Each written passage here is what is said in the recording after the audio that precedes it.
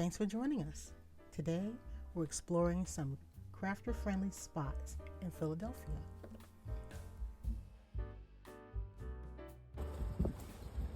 This is the Resource Exchange. It says Philadelphia Center for Creative Reuse. So hopefully, I'm looking for yarn and fabric, but we'll just see what they have.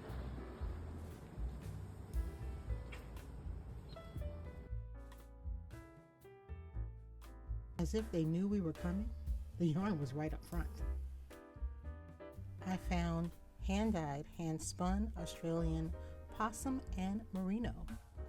Chris found some superfine cashmere that looked like it was reclaimed from an existing sweater. That was a keeper. There were so many interesting fibers. This blue-gray is hand-spun llama. It was so tempting. It was so tempting, but we couldn't settle on anything just yet.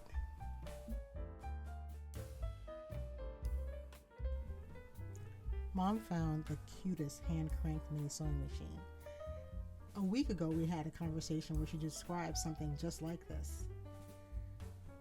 And it just appeared up at the Resource Exchange. Chris and I voted yes, but Mom, she didn't get it in the end. What she did get, though, was Crystal got distracted by the washi tape. It was 50 cents a ball. Mom did get some of this rug wool. 100% wool, very sturdy, hardy stuff. She has plans. After that little segue, we dove right back into the baskets. Every fiber you can imagine was in that basket. On the table with all the baskets and boxes and whatnot.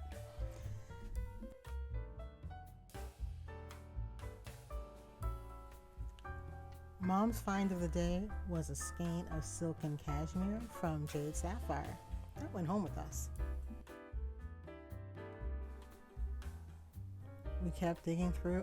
Chris found a bag of spinning fiber that was Icelandic top. As you can see, I was still hanging on to my Australian possum.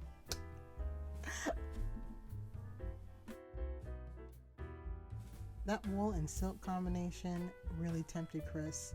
Wool and silk is right in her wheelhouse. She finds it irresistible.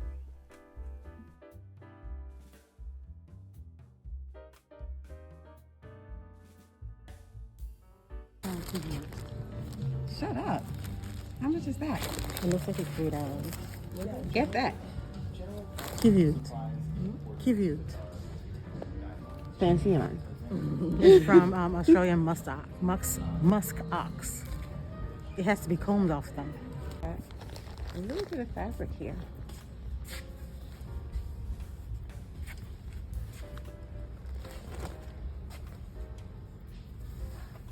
Just little bits and bobs that you could really like. Oh, I see bolts of fabric, so we're gonna head over there. I see bolts, people.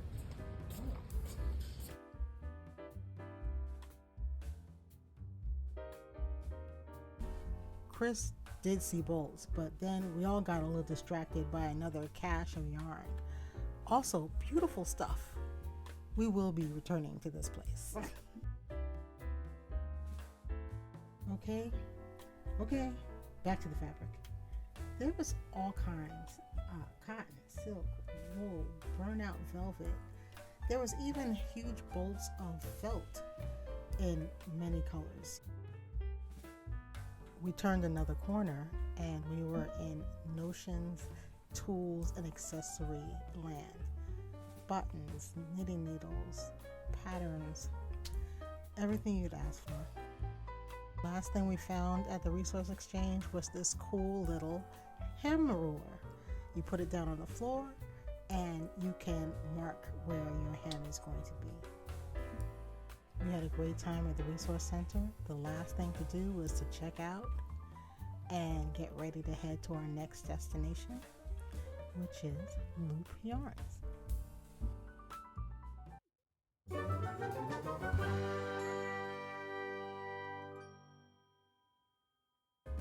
Loop Yarns is on a leafy street in Philadelphia Center City. It was a sea of yarny tranquility, especially compared to the creative chaos of the Resource Center.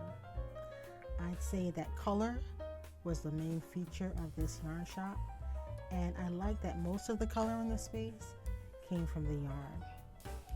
The collection was really beautifully curated with favorite brands like Noro and Malabrigo, and new to us yarn lines like Sunday's Yarn, Luna, or Lina, I think it's pronounced.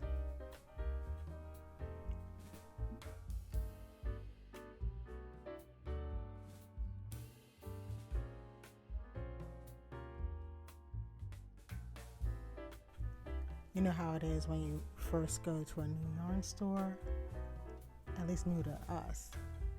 We had to take a little peruse around the place, just kind of get a lay of the land and see what all they had in stock. The staff was really friendly, and we pretty much had the whole place to ourselves, which was really great.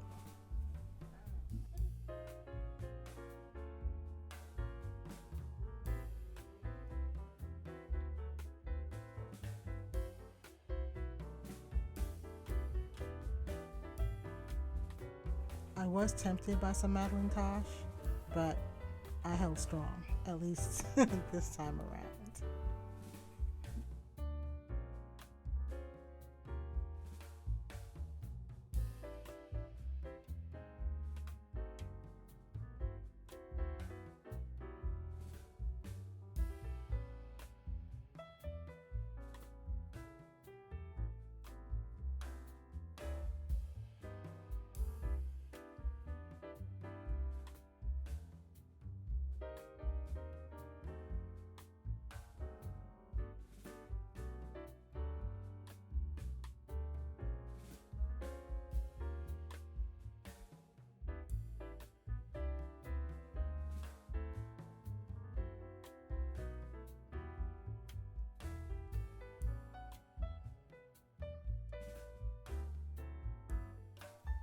Chris spotted the deal of the day at Loop. She found a stash of Malabrigo lace weight. It was 470 yards to each skein, and it was $10 a skein. She wasn't going to leave that there.